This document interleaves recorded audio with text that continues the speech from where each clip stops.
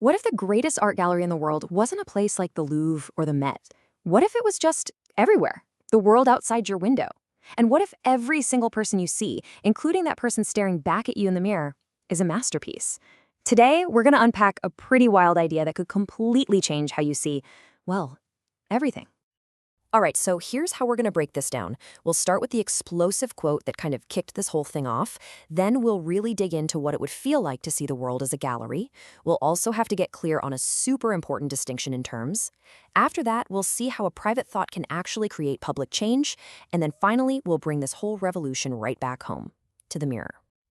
So, where did this all come from? Well, we have to go back to a very specific moment.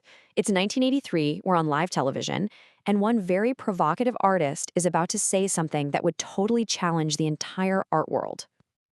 And there it is. That's the artist Joseph Beuys. And get this, he's responding to a question about his hat, of all things.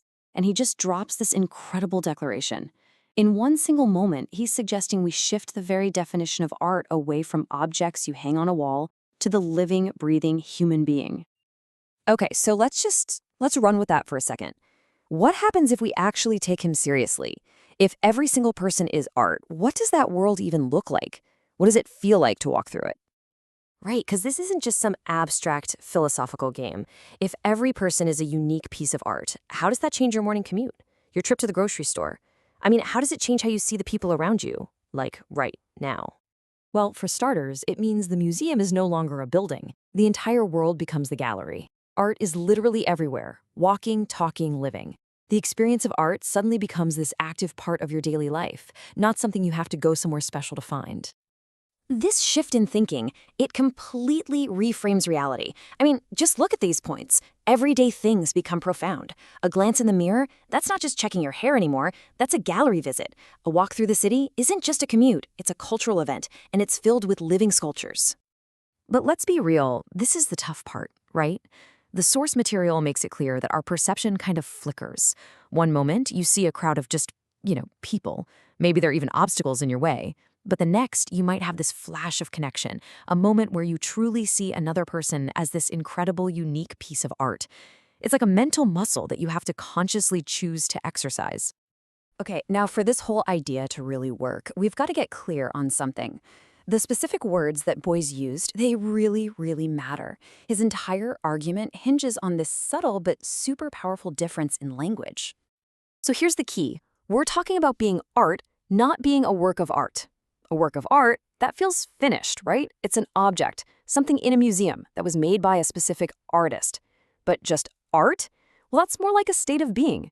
It's subjective, it's open, and it includes absolutely everyone, not just people who call themselves artists. And the wild thing is, Beuys didn't just pull this idea out of thin air. He was really standing on the shoulders of giants here. The whole concept of art had been expanding for a century, from Marcel Duchamp turning a urinal into art, to artists like Tim Ulrichs and Gilbert and George, who declared their own bodies and lives as the artwork. Beuys' statement was just the ultimate democratic conclusion to this whole trend. So yeah, this is a cool little personal thought experiment, right? But for Beuys, it was way bigger than that.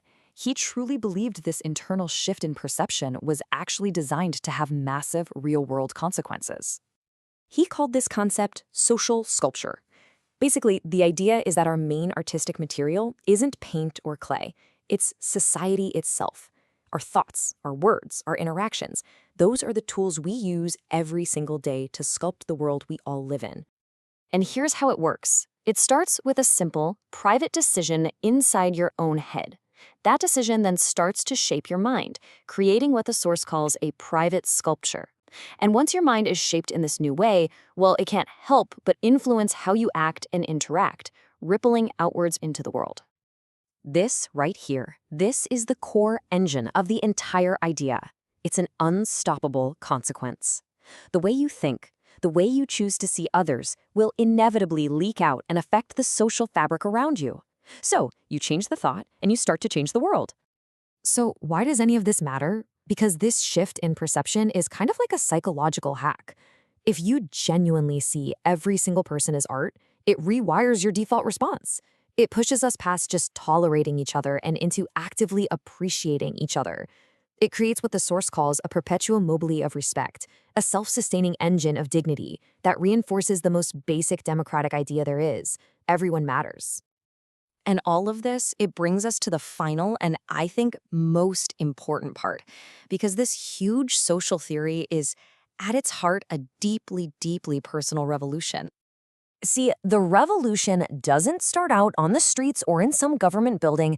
It doesn't even start with how you see other people. It starts with the very first person you see every single morning. It starts with you. The argument is that this isn't about waiting for galleries or institutions to give you permission. You have the freedom, right now, to decide if this expanded idea of art is something you want to bring into your own life. The revolution is just that small, private, mental effort. So, here's the final challenge. Tomorrow morning, when you look in the mirror, what if you tried to see not just a person getting ready for the day, but art, a work of art in progress? It can't hurt to try. And as we've seen, that one small shift just might change everything.